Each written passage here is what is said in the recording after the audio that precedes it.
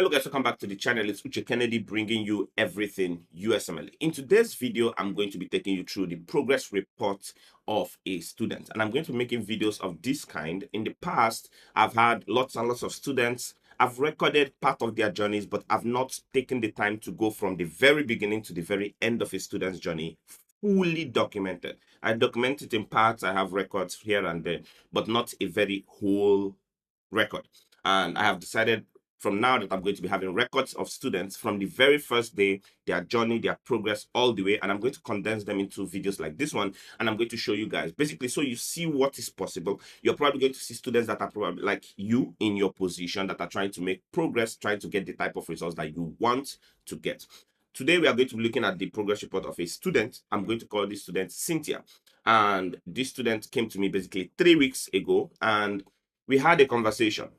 Typical questions I would ask you: when are you looking to write your exam? What study resources have you been using so far? What score do you want to get on the exam? In this case, this is step 2 CK, so I'm going to ask you what score you want. Now, it's important that I'm able to tell what a student is looking to score.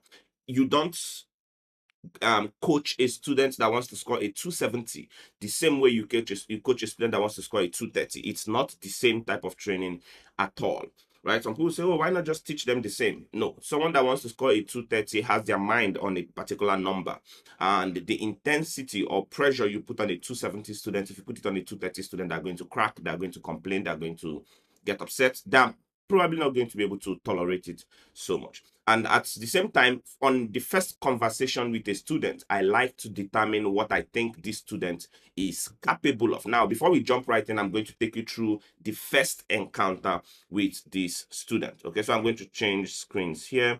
Okay, great. So this here, right here, is my very first encounter with this student. She said she wanted to write her exam on the 15th of September. And then I asked her, of course, what resources have you been using to prepare? She said she's using some Inner Circle, some Mailman, some CMS Forms, some NBME, some UWorld, and she was now trying her hands on some Amboss questions. And of course, there were additional resources that she mentioned, but these are the major ones she let me know she was using. And then my other question is going to be, what have your scores been on UWorld, for example? She says sometimes she would score in the 60s, some days in the 70s, the 50s, on rare occasions in the 80s. So the scores were so, right? They could be very good, but some days they could be bad. Maybe if she's having a bad day. And then my next question is, what do you want to score on the exam? And she said she wanted to score around the 230 plus. But as I spoke to this student, one of the things you want to be able to do, or one of the things coaches are going to be able to do, people that coach people for USMLE, not people that tutor people. If you tutor someone, you just teach them something and then they move on.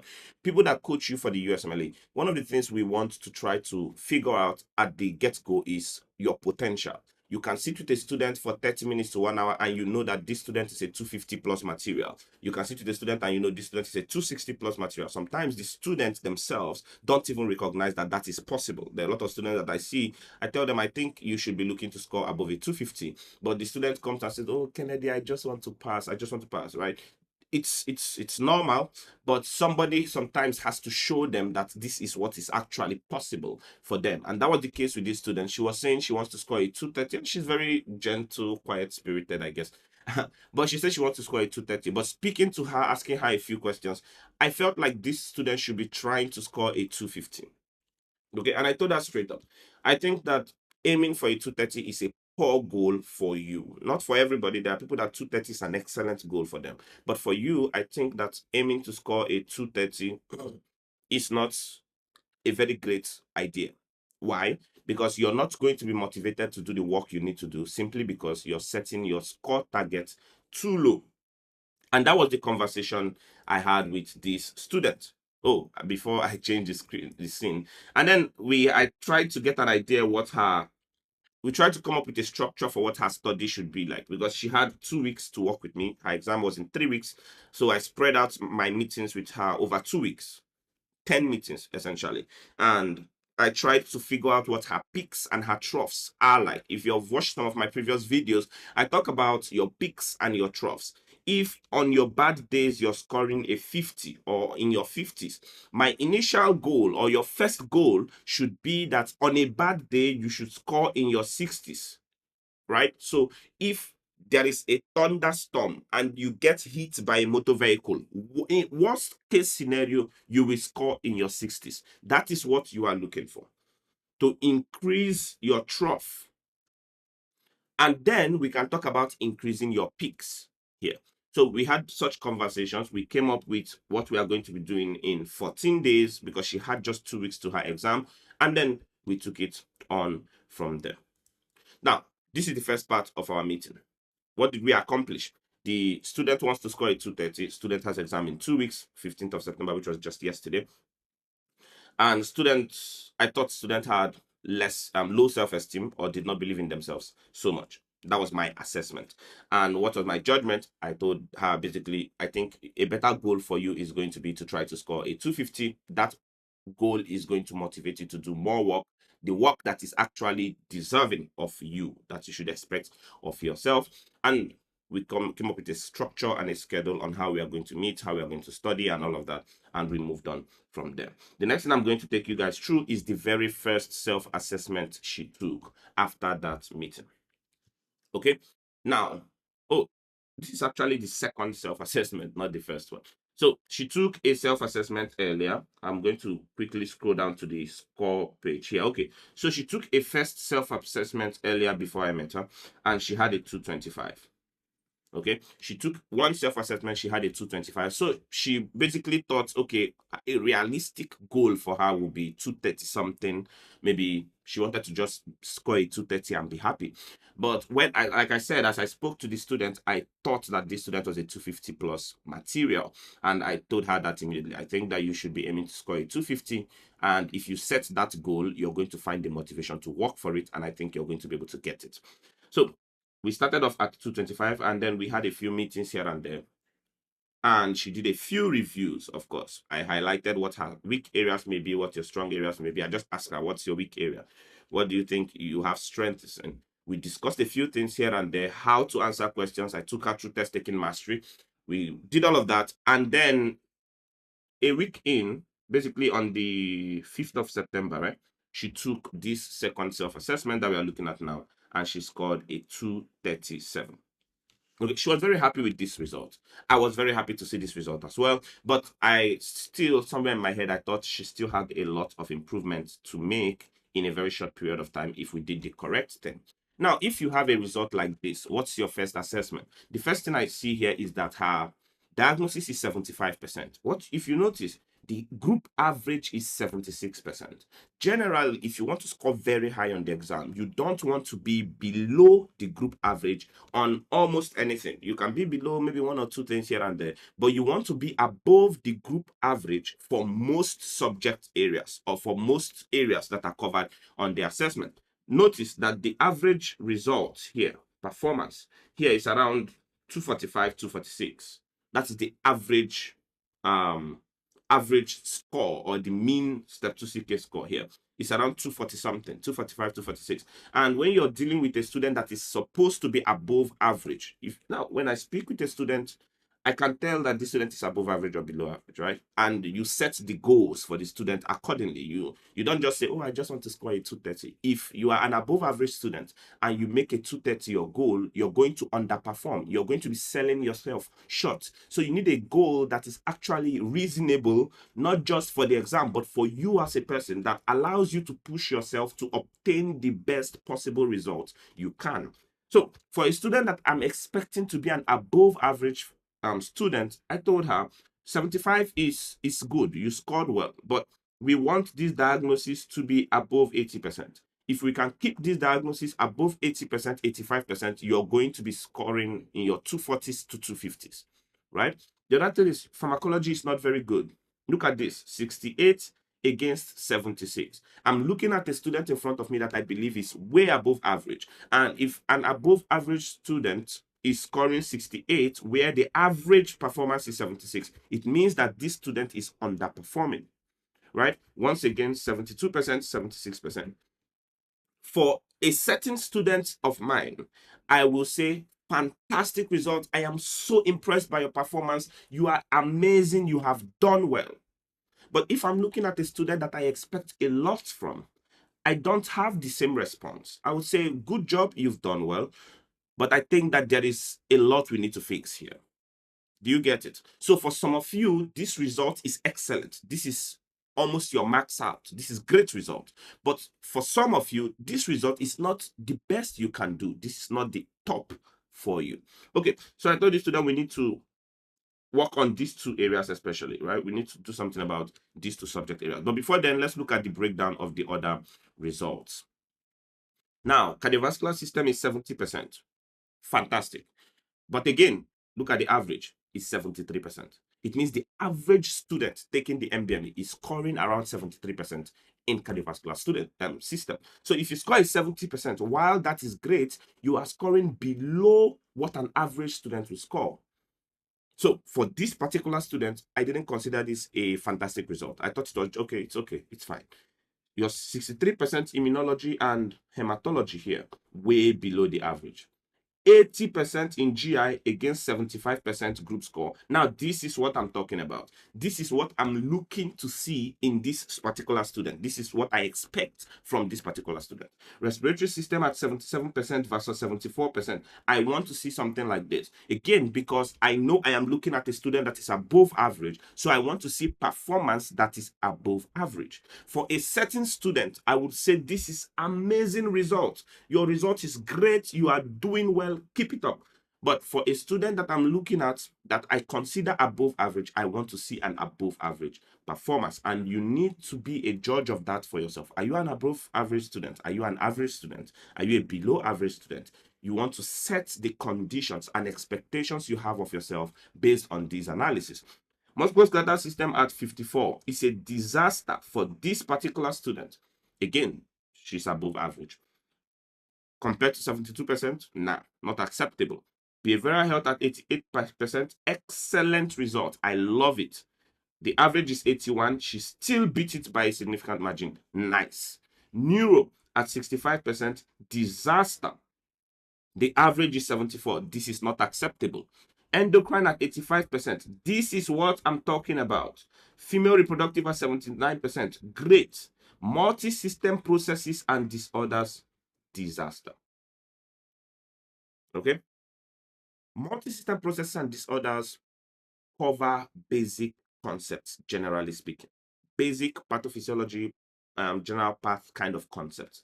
And if your immunology is bad and your infectious disease is bad, probably your multi-system processes and disorders will be bad.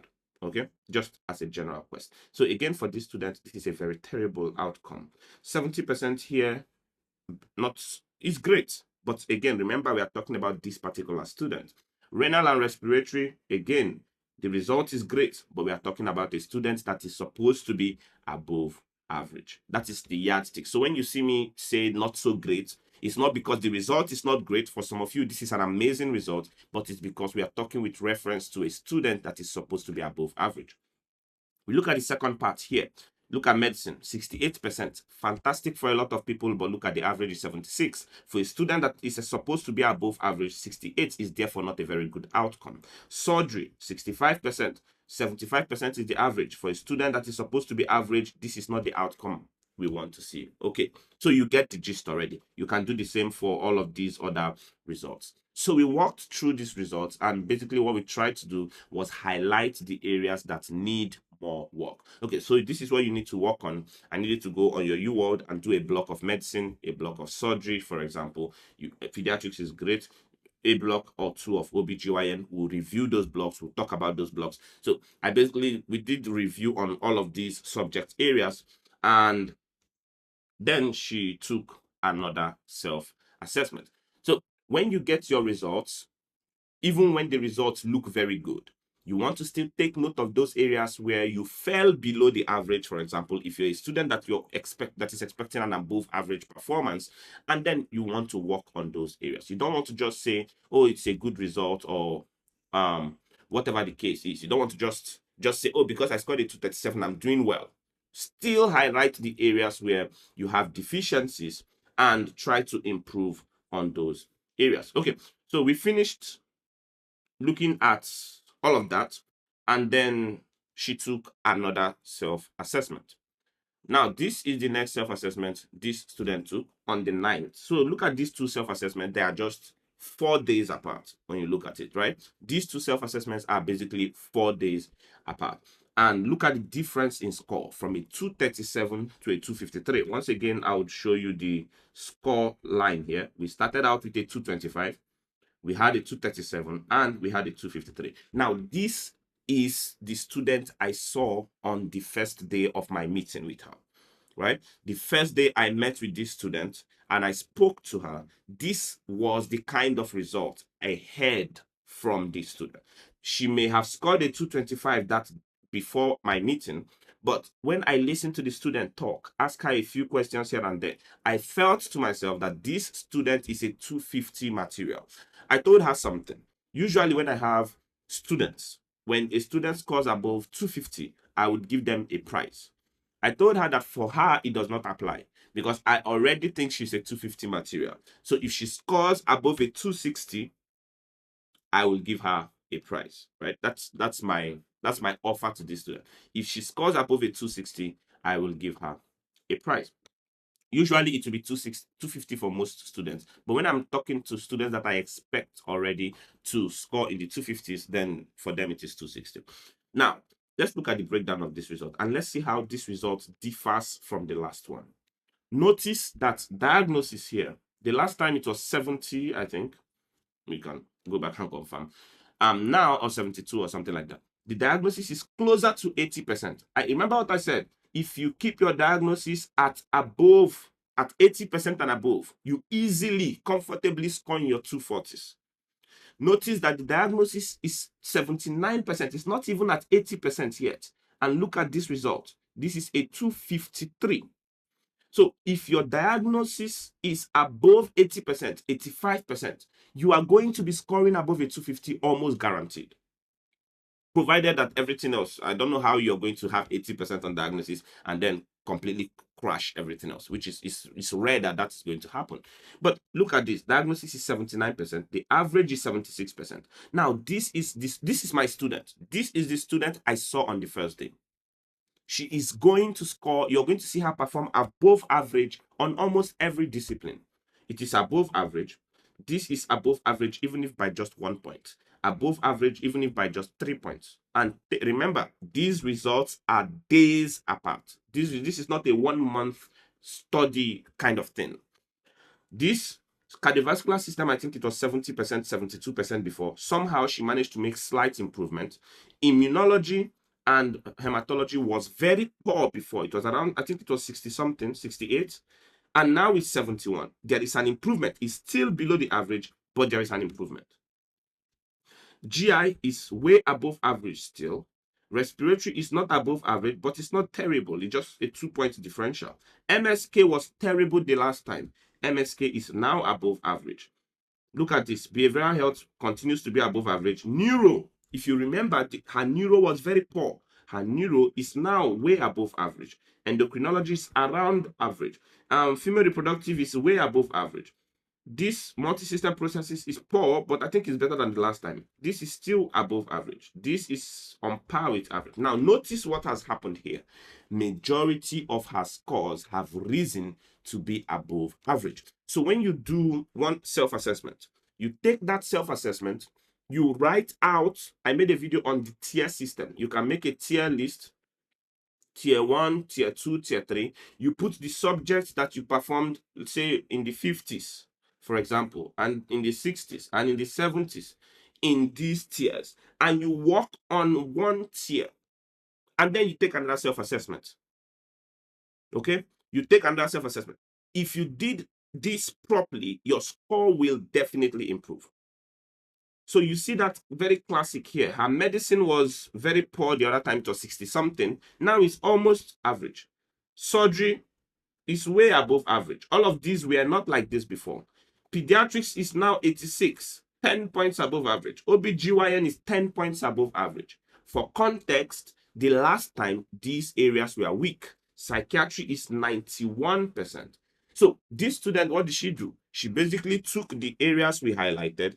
She went to work on them did her homework properly, and in a matter of days, I think the first one was on the 5th, in a matter of 4 days of just sitting down, reviewing, doing more questions on certain areas, watching certain review videos on certain areas, this student is able to make remarkable improvement. I'm going to show you what this student felt like after her exam. I'm going to play. Fortunately, I have an audio recording from the student. So I'm going to play that audio recording for you guys so that you guys have an idea as well what the student's experience was going into the exam. And you see this progress here. This is fantastic. This is what I want to see. Unfortunately, she didn't have much time to take another self-assessment. I would have loved to see one more self-assessment, but she happened to do the free 120. This is the graph of her progress, and you can see these graphs look beautiful. Most of them are trending in the upward direction here. But we're not going to go through all these graphs now. We don't have all of that time. But this student took the free 120. And when you look at the free 120 here, you see that she got around 72%. Now, I would really have wanted to see much higher on the free 120, but 72% people that have scored around this point have gone on to score pretty well on the exam in the 250s as well. Some have scored in the higher 240s and some have scored in the 250s. So I'm not too upset about this. I'm worried about this opening of the exam. I think it's something she has a problem with. And I saw this trend with a lot of the other assessments she was taking, and a lot of the blocks of UWorld or AMBOS at the time she was doing, where at the opening it's like she's waking up from sleep and she would not perform as well, which you can see here, 68%.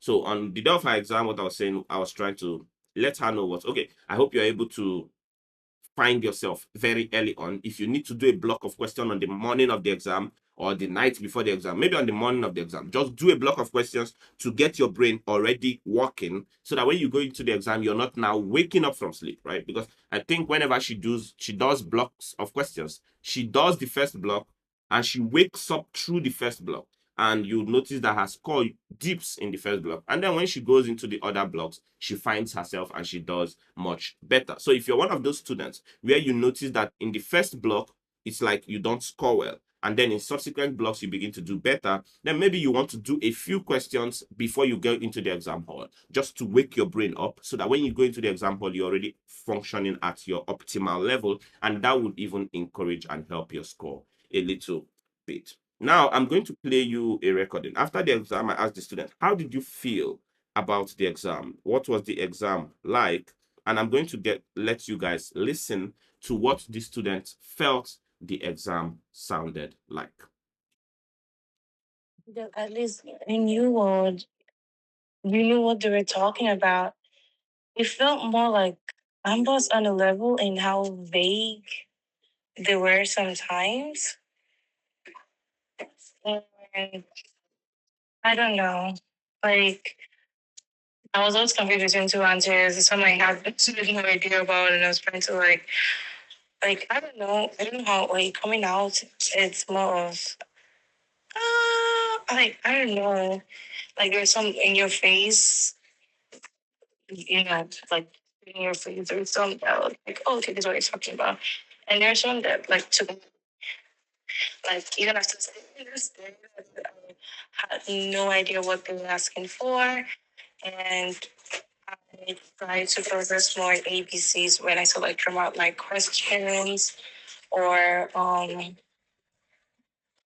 questions that I don't know, like okay, what would these images really? And now I'm like I don't know if that paper was right or wrong, but again, because there's sometimes like what you would do in real life is necessarily not what's right on the exam because they want you to follow like particular steps. So I'm like I don't know. The ethic questions were so. To be honest, there were like 4 or 5 that are really confused. I'm like, those answer choices, I don't know. But yeah, like, I don't know, I just have to wait and see. I don't know. That's interesting. So when you listen to a recording like that or an audio like that, a lot of people say, she's not sounding very confident. She's not sounding like she crushed the exam. But this is a perfectly normal response from someone that just wrote the USMLE. Usually both step one and step two. Students most of the time are going to say, oh, I saw a lot of some questions on the exam I knew nothing about. You hear her say 4 or 5 questions where I was so confused, what are they talking about? You have to remember that you have 280 questions. So if you have 4 or 5 questions that are completely confusing, that is perfectly fine. You need to fail lots of questions to not score well on this exam. So 4 or 5 questions being super confusing is fine. 10 questions being super confusing is fine. 20 questions being super confusing will still give you a very good score. Now, when a student comes out of the exam and they say, I crushed the exam, you may have known, some of you know about Dunning-Kruger effect. Usually, that's not necessarily the case. The student is probably delusional, unless it's someone that really has experience in distance, right? Like, okay, I went into the step one, I wrote the step one. I wrote the step one after tutoring and coaching people for step one for a very long time. So I could go in and come out and say, okay, the exam was so and so. I give an objective assessment. But for the average student, they are going to feel pressure. They're going to feel anxious a little bit. They are going to report the exam as, oh my God, I'm sure I made mistakes here. I'm not even sure about some of the answers I picked. And this is a perfectly normal response after an exam. When you have taken your exam, for those of you that have your exams very soon, and you feel distressed, the period of time between when you take the exam and when your results are going to come out is not the time for you to beat yourself up, get frustrated.